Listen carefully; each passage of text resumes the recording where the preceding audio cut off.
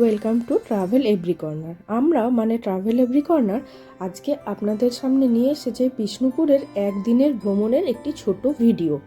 বিষ্ণুপুর নামকরণটি হয় মল্ল রাজাদের দ্বারা। মল্ল রাজারা বৈষ্ণব ধর্মে দীক্ষিত হওয়ার পর এই জায়গার নামকরণ হয় বিষ্ণুপুর। এই ট্যুরের মাধ্যমে আমরা দেখাবো কি কি ঘুরে দেখবেন, কোথা থেকে বা অটো বুক করবেন বা কোথা থেকে ট্রাভেল গাইড নেবেন। পোড়ামাটির হাট কবে হয়, কোথায় হয়, কবেই বা শুরু হচ্ছে বিষ্ণুপুরের মেলা, কোথায় থাকবেন, কোথা থেকে রুম বুক করবেন, কোথায় বা খাবেন, কিভাবে ঘুরবেন, সমস্ত ইনফরমেশন আমরা এই ভিডিওর মাধ্যমে আপনাদের কাছে পৌঁছে দেব। তাই পুরো ভিডিওটি অবশ্যই দেখবেন। কলকাতা থেকে বিষ্ণুপুরের দূরত্ব হলো প্রায় 140 কিলোমিটার। আমরা জামশেদপুর থেকে যাচ্ছি এবং জামশেদপুর থেকে কোনো ডাইরেক্ট ট্রেন নেই, তাই আমরা কার নিয়ে যাচ্ছি। কলকাতা থেকে কিছু বেস্ট ট্রেন হলো 12883 রূপসী বাংলা এক্সপ্রেস। এটি সাঁতরাগাছিতে রয়েছে সকাল 6:28 এবং বিষ্ণুপুর গিয়ে পৌঁছাবে 9:30-এ।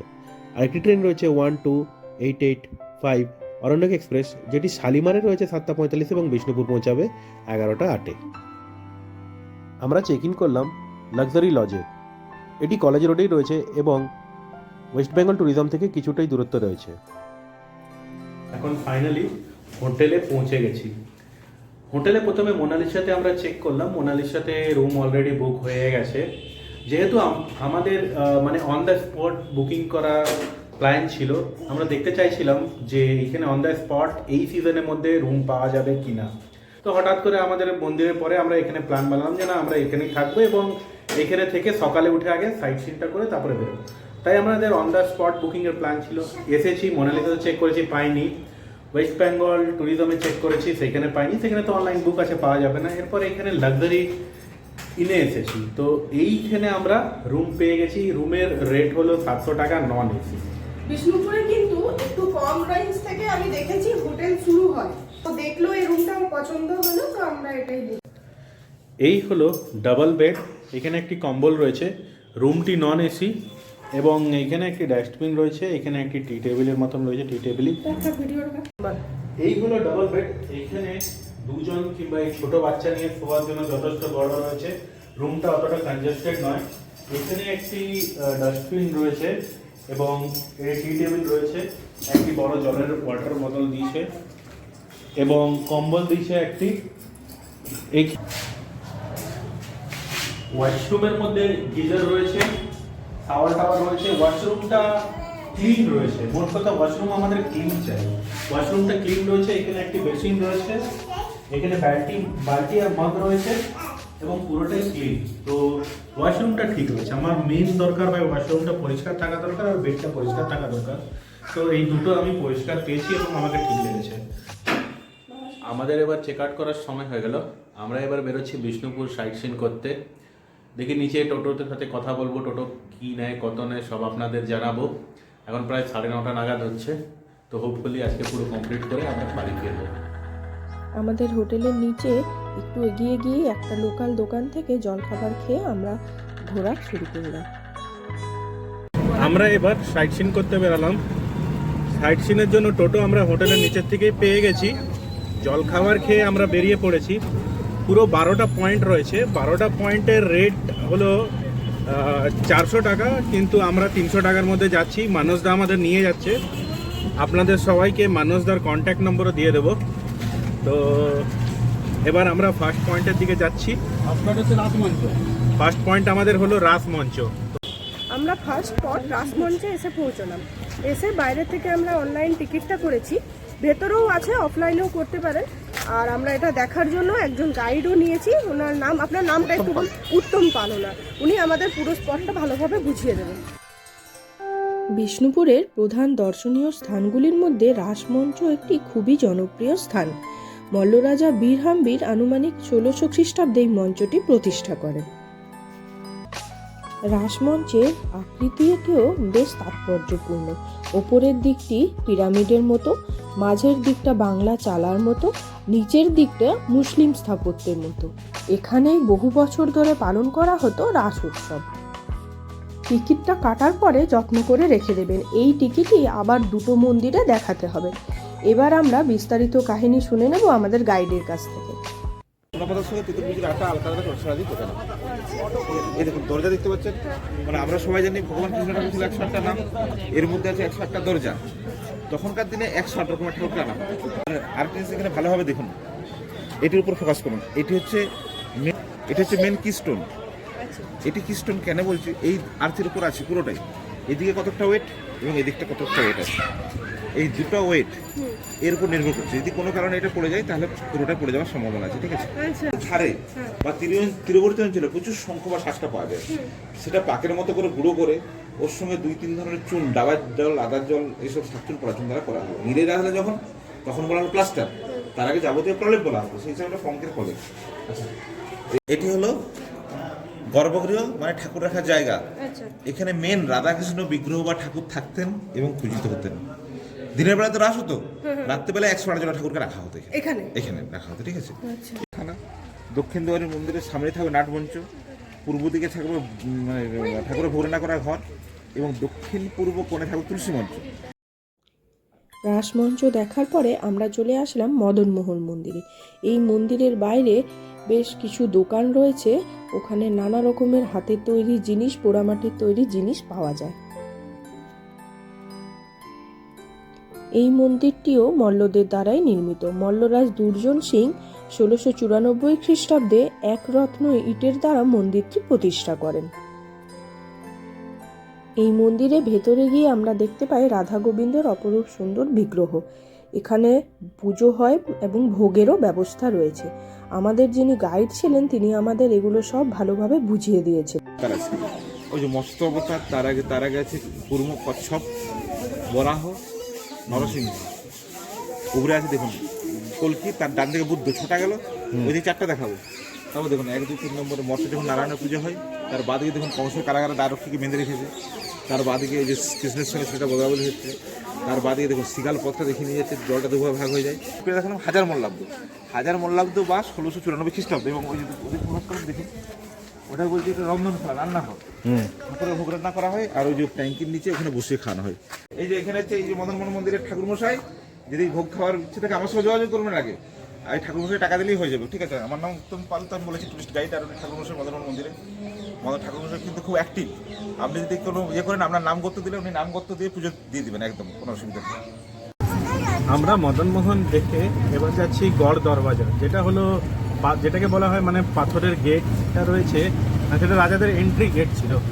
তো দুটি গেট রয়েছে, একটা ছোট গেট এবং একটা বড় গেট। তো আমরা বড় গেটের দিকে তাইছি, তাই না? দুটো পাশাপাশি রয়েছে, তো দুটোই দেখতে পাবো আমরা ওখানে। গাইড নেওয়ার সুবিধা কিন্তু খুব, উনি প্রত্যেকটা জিনিস বুঝে খুব সুন্দরভাবে বুঝিয়ে বলে দিচ্ছেন। বিষ্ণুপুর ঘোরার জন্য বা লোকাল সাইট সিইং যেগুলো করার জন্য টোটো বুক করার সময় আপনারা ভালোভাবে কথা বলে নেবেন। 2 ঘন্টার জন্য ওনারা রেট চার্জ করেন, কিন্তু ভালোভাবে দেখতে গেলে সেটা 3-4 ঘন্টা লাগে। প্রবেশ করব, তো রাজবাড়িতে প্রবেশ করতে গেলে আমাদের দুটো দরজাকে অতিক্রম করে যেতে হবে। ওইটা হচ্ছে স্মল গেটওয়ে বা ক্ষুদ্র দুর্গতরণ, আর এই যে সামনে যেটা দেখতে পাচ্ছেন সেটা হচ্ছে লার্জ গেটওয়ে বা বৃহৎ দুর্গতরণ।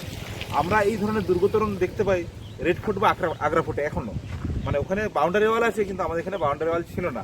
এই রাজবাড়িতে ছিল যে রাজবাড়ির সংলগ্ন রাজবাড়ি এবং রাজবাড়ির সংলগ্ন মন্দিরে পরীক্ষা বা ক্যানেল বা মোট MOAT মোট দ্বারা ঘেরা ছিল।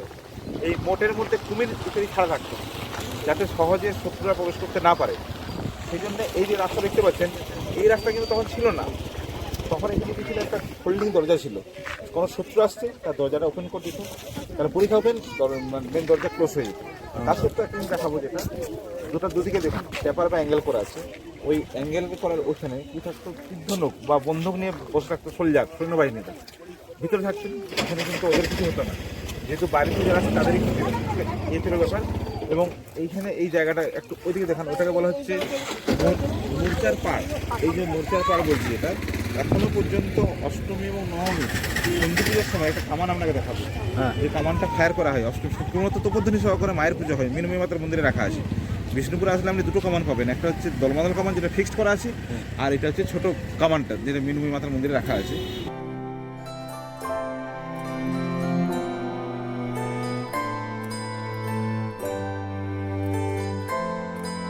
আমরা এখন লালজি মন্দিরে রয়েছি।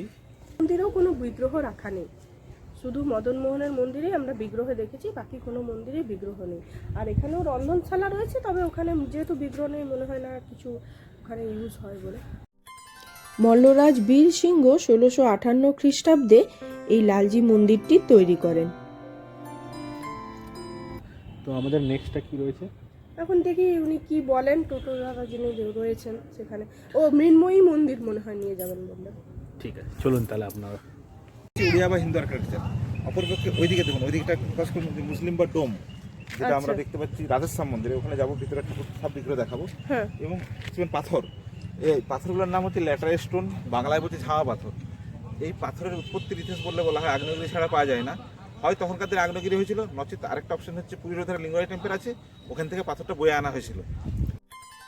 এখানেই পড়ে রয়েছে রাজ দরবারের কিছু ধ্বংসাবশেষ, যেখানে এখন আর প্রবেশ করা যায় না। এই যে হলো গুমঘর। ঘোর বলা হয়ে থাকে। এখনকার দিনে কি হচ্ছে বলুন তো, এখনকার দিনে যেসব মানুষের শাস্তি করছে তাদের জন্য কোর্ট উকিল আছে বা তারিখের পর তারিখ হচ্ছে, কিন্তু তখনকার দিনের একটাই শাস্তি ছিল, সেটা হচ্ছে মৃত্যুদণ্ড। রাজা ছিলেন সর্বসর্বা, বিচার ব্যবস্থা হিসেবে রাজা বিবেচনা করতেন। যখন যে সমস্ত মানুষজন অপরাধ করতো, হয় শাস্তি মৃত্যুদণ্ড, নাহলে ভিক্ষুর খালাস। তো বিভিন্ন ঐতিহাসিকদের মতভেদ অনুসারে কেউ কেউ বলে থাকে শস্যাগার বা জলাধার। তো ওটা সিঁড়ি ছিল অনেকে বলে থাকেন। এটা এখন আর্কিওলজিক্যাল সার্ভে অফ ইন্ডিয়া থেকে এটাই। এবার আমরা এই দিকে চলে যাব। এই দিকে রয়েছে শ্যামরায় মন্দির, এই দিকে আমরা যাব, চলুন। এবার আমরা শ্যামরায় মন্দির বা পাঁচচূড়া মন্দিরে চলে আসলাম। এই মন্দিরটি 1643 খ্রিস্টাব্দে মল্লরাজ রঘুনাথ সিংহ প্রতিষ্ঠা করেন। এই মন্দিরের গায়ে অসম্ভব সুন্দর টেরাকোটার তৈরি রামায়ণ মহাভারতের দৃশ্য ফুটিয়ে তোলা হয়েছে। এবার আমরা রাধেশ্যাম মন্দিরে এসে পৌঁছালাম। মন্দিরের প্রবেশদ্বারে সুন্দর ইটের নহবতখানা আছে, এখানে সানাই ও বাদ্যযন্ত্র বাজানো হতো। নৌমাসা গৃহ নানা বিচিত্র বিমিত মতি রং পীড়িতঞ্চ বিভক্ত শ্রী চৈতন্য নবেন্দ্র মতীয় সন্ত্র যাচ্ছে। এটি একটি বিরাট, এটি হচ্ছে ওল্ড বেঙ্গলি স্ক্রিপ্ট বা আদি বাংলা। প্রায় প্রতিটা মন্দিরেই স্ট্রাকচার একই রকম, নাটমঞ্চ, তুলসী মঞ্চ আর মূল মন্দির, মানে যেখানে বিগ্রহ রাখা হতো। যেখানে বিগ্রহ রাখা হতো সেই মন্দিরের ছিল ভোগ কক্ষ বা খাবার বানানোর জায়গা।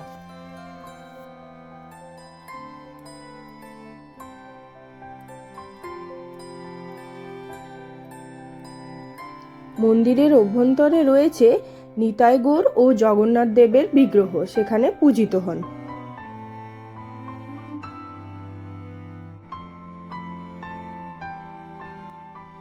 এছাড়া কোষ্ঠী পাথরের তৈরি অপূর্ব সুন্দর রাধেশ্যামের বিগ্রহ রয়েছে। মল্লরাজ চৈতন্য সিং এই মন্দিরটি 1758 খ্রিস্টাব্দে প্রতিষ্ঠা করেন। মন্দিরের গায়ে ফুলকারি ও জ্যামিতিক ভাস্কর্য, মহাভারত ও পুরাণ কাহিনীর নানান স্থাপত্য দেখা যায়। এবার আমরা মৃন্ময়ী মন্দিরে এসে পৌঁছালাম। মল্লরাজ জগৎমল্ল 997 খ্রিস্টাব্দে দৈবাদেশ পেয়ে এই মন্দির ও মূর্তি নির্মাণ করেন। বিষ্ণুপুরের মধ্যে সবচেয়ে প্রাচীন মন্দির বললে বলা হয় এটা। 997 খ্রিস্টাব্দে 19তম রাজা জগৎমল্ল এটা তৈরি করেছেন। কিন্তু সঙ্গে সঙ্গে আমরা মনে হয় একটা প্রশ্ন আসবে, তা আবার হয় নাকি 1023-26 বছর প্রাচীন নয়? দেখে মনে হচ্ছে নতুন এই কারণেই, ব্রিটিশদের সময় এই মন্দিরটা ধসে পড়েছিল, কোনো এক রাজারাই সংস্কার করেছে। এই যে মাকে যে দেখবেন না, মায়ের তো ছবি তোলা নিষেধ আছে, তবে এই মাকে প্রত্যেক বছর রং করা হয় না, মূর্তি বিসর্জন দেওয়া হয় না। তাহলে কী করা হয়? মায়ের ইচ্ছা অনুসারে রংটা হয়। রাজপরিবারে কাউকে স্বপ্ন দিলে ওনারা এসে রং করে দিয়ে যায়। সেটা বছরে 2বার হতে পারে, 10 বছর ছাড়া হতে পারে। আমার দেখা অনুসারে 2008 সাল হয়েছিল 11 এপ্রিল, তারপর 2/8-2015-তে হয়, তারপরে হয় 23-12-18-তে। 18 সালের পরে 19, 20, 21, 22, 23 5 বছর বিনা রঙে মায়ের পুজো হচ্ছে, কিন্তু নতুন মনে হচ্ছে এটাই মায়ের বিশেষ বৈশিষ্ট্য। আমরা একটু দেখুন, ভালো করে দেখলে দেখবো মায়ের একটু হেলান রূপটা দেখতে পাই। একটু বিগ্রহের অন্যরকম রূপ আমরা এখানে দেখতে পাই, একটু বাম দিকে হেলানো। এখানে রয়েছে একটি 7তলা পুকুর। মৃন্ময়ী মন্দিরের ভেতরেই রয়েছে 2-3টে দোকান। ওখানে হাতে তৈরি ডোকরার বিভিন্ন জিনিস, মৃৎশিল্পীর বিভিন্ন জিনিস, নানান সাজগোজের জিনিস, ঘর সাজানোর জিনিস, খুব সুন্দর জিনিসগুলো। ডোকরার জিনিসগুলো তো অপরূপ সুন্দর দেখতে। ওখান থেকে দেখে একটু কেনাকাটা করতে পারেন, বেশ ভালো লাগবে। বিষ্ণুপুরেই এক গ্রামে এই জিনিসগুলো ওনারা তৈরি করেন। এবার আমরা এসে পৌঁছালাম জোড়বাংলা মন্দিরের। এই মন্দিরটি মল্লরাজ প্রথম রঘুনাথ সিংহ 1655 খ্রিস্টাব্দে প্রতিষ্ঠা করেন। এই মন্দিরের সিস্টেমটা রয়েছে অনেকটা বাংলার চালার, যে আগেকার দিনের সিস্টেম ছিল তার মতো। পরপর সংযুক্ত দুটো চালা, যেটাকে দোচালা বলা হয়, এর মাধ্যমে মন্দিরটি তৈরি করা হয়। রাজাকে ফুলের স্তবক দিয়ে ওয়েলকাম জানানো হচ্ছে। দুজন হাস্যরসিক রঙ্গরসিক বিদূষক গোপাল ভারত ক্লাউন এটা।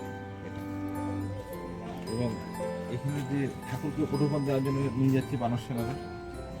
আর এই যে 3টা দরজা এখানে ফল্ট দরজা, এবং এই যে রাজারা যে কোনো অংশে সামর্থ্য কম ছিল না সেটাও জানতে পারে, এই যে দেখতে পাই এখানে। এই যে লেজা করে রাবণকে ঘোরাচ্ছে, দেখুন বালির সঙ্গে রাবণের যুদ্ধ হয়েছিল, পাটা উপর দিকে মাথা নিয়ে দিকে। প্রতিটি মন্দিরের দেওয়ালের গায়ে অবাক করা সুন্দর টেরাকোটার কাজ, বিষ্ণুর 10 অবতার, তাছাড়া নানা রকম পৌরাণিক কাহিনী, রামায়ণ, মহাভারত, এগুলো ফুটে উঠেছে। খুবই সুন্দর দেখতে। বিষ্ণুপুরে পোড়ামাটির হাটে পাওয়া যায় এই বিষ্ণুর 10 অবতার তাস। এছাড়া এই কাজগুলো থেকে অনুপ্রাণিত হয়ে বিষ্ণুপুর সিল্কের শাড়ির ওপরও এই কাজগুলি দেখা যায়।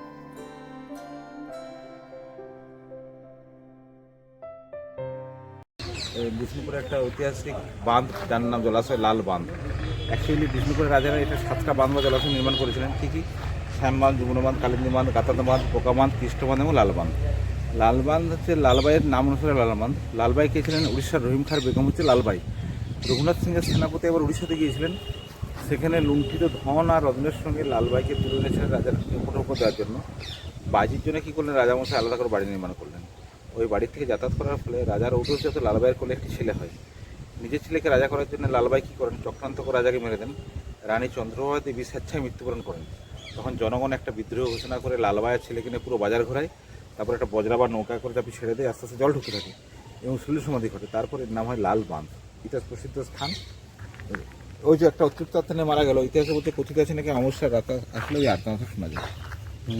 আর হলো লাল বাঁধ, এবং ওই পাশে রয়েছে দূরে জয়পুর জঙ্গল। জয়পুর জঙ্গলের হয়তো আপনারা নাম শুনেছেন। এবং এই জয়পুর জঙ্গলই বলছেন না কি কানেক্টেড রয়েছে দলমার সাথে। দলমা যেটা কি ঝাড়খণ্ডের দলমা, এবং বলে নাকি ওখান থেকে অনেক হাতি এখানে চলে আসে। এবার আমরা দলমাদল কামান দেখতে চলে যাই। এই কামানটির প্রথমে নাম ছিল দলমর্দন, সেটার থেকেই অপভ্রংশ হয়ে দলমাদল হয়েছে। আরও অনেক কামানই সেখানে ছিল, কিন্তু ব্রিটিশরা সেগুলো অন্যত্র সরিয়ে দেয়।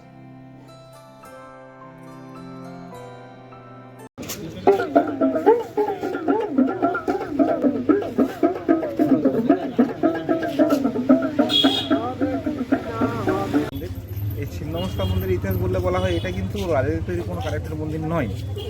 সম্ভবত 1972 সালে, মানে 50 বছরের প্রাচীন। মেদিনীপুরে বাড়ি ছিল কৃষ্ণচরণ গুই। সেই কৃষ্ণচরণ গুইকে স্বপ্ন দিয়েছিলেন কে? ভৈরবী মাতা দেবী এবং রাধারানী বামাখ্যাপা। স্বপ্ন দেবার ফলে এটা তৈরি করা হয়। দশমহাবিদ্যার এক মহাবিদ্যা এটা ছিন্নমস্তা। কী কী দশমহাবিদ্যা? দরজার উপরে আছে, দেখতে পাবেন। কালী, তারা, ষোড়শী, ভুবনেশ্বরী, ভৈরবী, ধর্মাবতী, বগলা, মাতঙ্গী, কমলা এবং ছিন্নমস্তা। আমরা সচরাচর মা কালীর মধ্যে দেখি শিবের উপর দাঁড়িয়েছেন, কিন্তু এখানে শিব নয়, অর্ধনারীশ্বর রতি আর মদনদেব তার উপর দাঁড়িয়েছেন। ছিন্নমস্তার উৎপত্তির নামকরণ বললে বলা হয় কালিকা পুরাণ অনুসারে মা একবার স্বর্গের একটা নদী ছিল মন্দাকিনী নদী, সেই নদীতে স্নান করতে গেছিলেন। দুপাশে দুজন সহচরণী আছে, ডাকিনী যোগিনী এবং বর্ণিনী। ওনারা খাবার খেতে নাচুরবন্ধা। মা বলেন বাড়ি থেকে ভালো খাবার দেবো, ওরা বলে না এখানে খাবার খাবো। সেজন্য বাধ্যতামূলক নখ দিয়ে গলা কেটে নিজেও পান করেন, অপর দুটো পান করতে থাকেন বলে এর নাম ছিন্নমস্তা হয়ে যায়। ঝাড়খণ্ড রাজরাপ্পাতে আছে দেখবেন অন্য মাতৃমন্দির, এবং আমরা রাজস্থানের জয়পুর থেকে শ্বেত পাথরটা কেটে কেটে করা হয়েছে। ঠিক আছে, এটি ব্যাপার। আচ্ছা, এখানে ছিন্নমস্তা মন্দির এখানে আমি শেষ করছি। আমার নাম হচ্ছে উত্তম পাল। আরও সবাইকে আমার নমস্কার জানিয়ে আমি শেষ করছি। আপনারা অতি অবশ্যই আসবেন, যদি আসেন আমার সঙ্গে যোগাযোগ করুন, ভালোভাবে আমি সব বুঝবি। হ্যাঁ, আমরা সর্বপ্রথম রাসমঞ্চ দেখেছিলাম। ওখানে ঢোকার সময় ইনি দাঁড়িয়েছিলেন। তো আমরা ভাবছিলাম গাইড নেব কি নেব না, মানে 400 টাকা ধরুন তো গাইডের। আমরা উড়িষ্যা গেছি, ভুবনেশ্বর গেছি, সেখানে 100 টাকা নেয়। আমরা ভাবছিলাম যে 400 টাকা দিয়ে গাইড করবোই করবো না, কিন্তু বিশ্বাস করুন এনাকে নিয়ে যাওয়ার পরে যেভাবে ইনি ব্যাখ্যা করলেন, মানে আমরা অনেক কিছু জানতে পেরেছি। না হলে আমরা শুধু ঘুরতাম এবং মন্দির দেখে বেরিয়ে যেতাম, মানে মন্দিরের কি কাহিনী, কোন সালে এই মন্দিরটা তৈরি হয়েছে, কোন রাজা তৈরি করেছে এবং দেওয়ালে গড়া সব গল্প ইনি আমাদের বুঝিয়েছেন। এবং শুধু মানে সেই মন্দিরগুলো ইনি অনেক জায়গা বলেছেন, অনেক জায়গা দেখেছেন এবং খুব ভালোভাবে ব্যাখ্যা করেছেন, বুঝেছেন। তো ইনার নম্বর আমরা ডেসক্রিপশানে দিয়ে দেব। ইনাদের ওখানে ফিক্সড রেট রয়েছে 450 টাকা। যদি আপনারা ইতিহাস জানতে চান তাহলেই আপনারা মানে গাইড করবেন, মানে যদি আপনারা ভালোবাসেন ইতিহাসকে, নাহলে আপনারা ঘুরে দেখতে পারেন, কোনো সমস্যা নেই। কিন্তু যদি আপনারা ইতিহাসের ব্যাপারে জানতে চান, ইনি যেভাবে ব্যাখ্যা করবেন ওখানটা হ্যাঁ। তো ইনার যে টাইম রয়েছে, এমনিতে আপনি যদি 12টা পয়েন্ট ঘুরতে চান তাহলে 2 ঘন্টার টাইম হয়, 2 থেকে আড়াই ঘন্টা ইনার রয়েছে। ওই 200 টাকা ঘন্টা হিসেবে। হ্যাঁ, এক্সেস হলে 200 টাকা ঘন্টা হিসাবে মানে ইনার রয়েছে। ইনার যে প্যাকেজটা রয়েছে ওর ডিটেলও আমরা দিয়ে দেবো যে কীভাবে ইনি চার্জ করেন। তো এই 12টা পয়েন্টে 2 থেকে আড়াই ঘন্টার মধ্যে সময় লাগে এবং ইনি আমাদের হয়ে গেছে। আমরা ব্লগিংও করছি, সব কিছু করছি, সব জায়গায় ঘুরছি, আমাদের মানে যথেষ্ট টাইম রয়েছে, তো হয়ে যাবে। এবং টাকাটা আমাকে মনে হলো জেনুইন, যেভাবে ইনি ব্যাখ্যা করলেন এবং চারিদিকে ঘুরে দেখালেন, তো জেনুইন রেট মানে ওটা মনে হলো। তো খুব ভালো লাগলো আপনি যেভাবে আপনি ব্যাখ্যা করলেন। হ্যাঁ, আপনার সাথে আরও অনেক জায়গা ঘোরার আছে, এখানে অনেক জায়গা ছেড়ে যাচ্ছে সময়ের অভাবের কারণে। তো আগেরবার যখন আসবো আপনার সাথেই কন্ট্যাক্টে হবো, ঠিক আছে।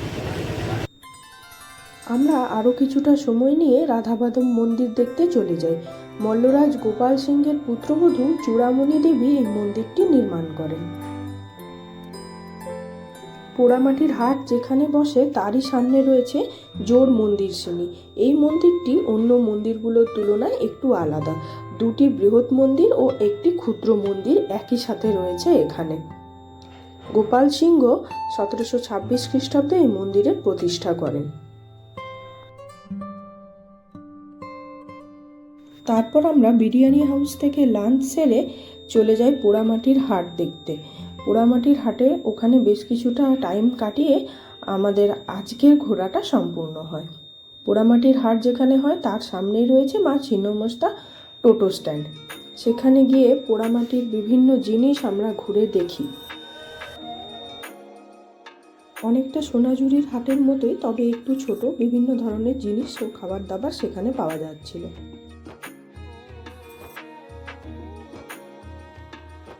বিষ্ণুপুরের বিশেষ আকর্ষণ, বিষ্ণুপুর মেলা হবে 23 ডিসেম্বর থেকে 27 ডিসেম্বর অবধি।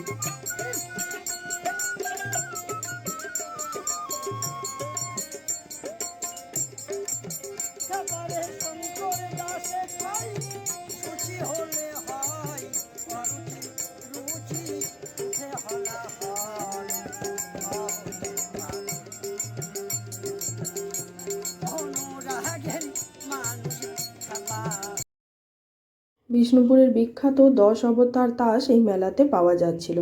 এনার কাছে এই তাস পাওয়া যায়, ওনারা নিজেরা বাড়িতে তৈরি করেন।